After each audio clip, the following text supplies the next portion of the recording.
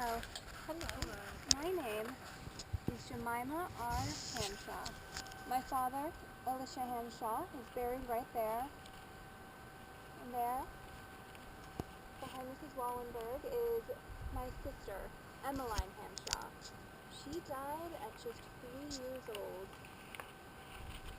My father was originally from Virginia, and he met my mother, Mary S. Vandergrift, in 1838 down in Virginia, and they moved up here and had a family of 10 children.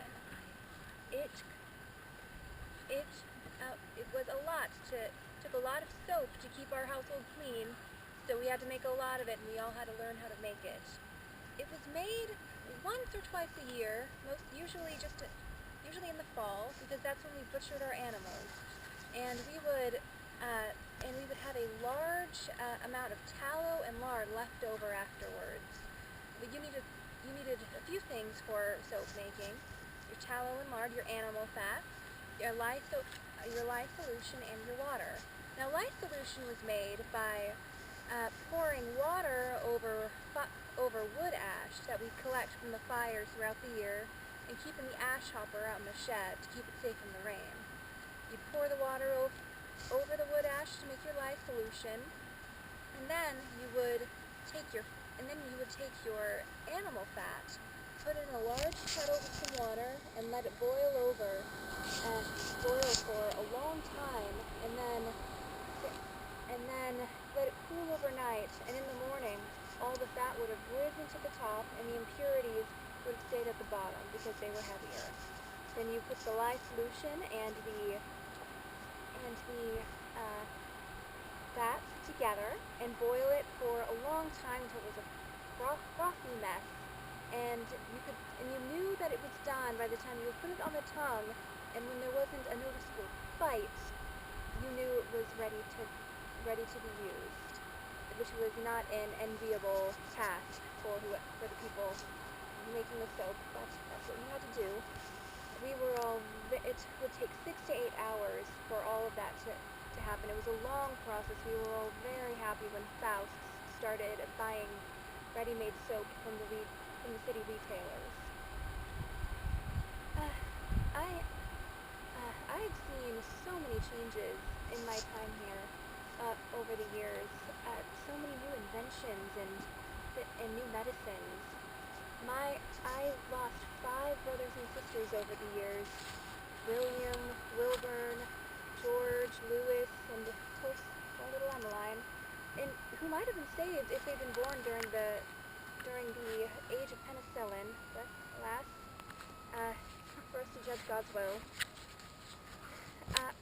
I'll never forget, one of my favorite memories in this town was the big turn-of-the-century New Year's Eve party in New Year's Eve of 1899 over at the Weinman Opera House. Oh, it was beautiful. The stage had crushed purple velvet curtains. The clock was on stage, bathed in the spotlight. Our mayor was dressed in his finest attire, and his wife was in a beautiful flowing blue satin gown and her ostrich-plumed hat. Only the best for our chief officers. Little Grace Rhodey was there, only a teenager, all dressed up and enjoying the party, and little Everett Dixon, our Dan Dixon's grandfather, was there as well, but he was more interested in examining the new electrical line that had hit the city than listening to the band play Auld Lang Syne. Oh, when the clock struck 12, there was such a ruckus. The guns going off, church bells ringing, all hooting and hollering. Our mayor went to the brand new fangled telephone in the pharmacy that had just been installed and called the governor to wish him Happy New Year. A little while later, the telephone rang back, but no one understood where the ringing was coming from, so it wasn't answered. Laurel Vansel told me, she was the operator who made the connection, that it was the governor's wife calling back. She wanted to know if the governor was there at the party. He must have snuck off to Normandy's for a beer without telling anyone.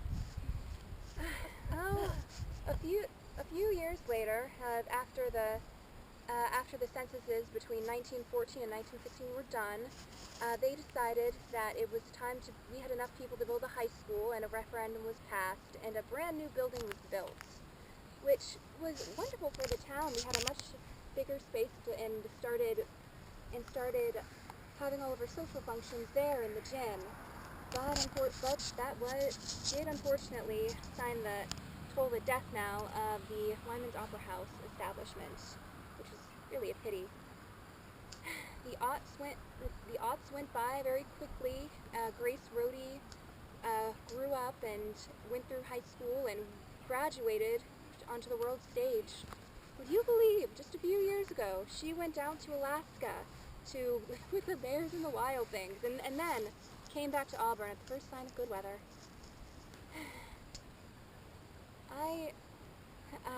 Between the years of, the 1900 and 1920, the last 4 of us in my family of 10 children, only 4 of us, I lived to see the dawn of the new century, to be there that night for the New Year's Eve party. But Mother, she passed away in 1900, as did Sarah. John went in 1909, and Charlie in 1913. I've had the privilege of seeing many changes over the time here that you don't realize as time goes by. All these changes and new inventions, they come by so slowly and then all at once, and you don't realize how extraordinary it is until you have a chance to really look back at it all. Be kind to each other. Help the less fortunate. And thank you all for coming out and listening to my stories. Yay! Very good. Thank you very much, Miss Hanshaw.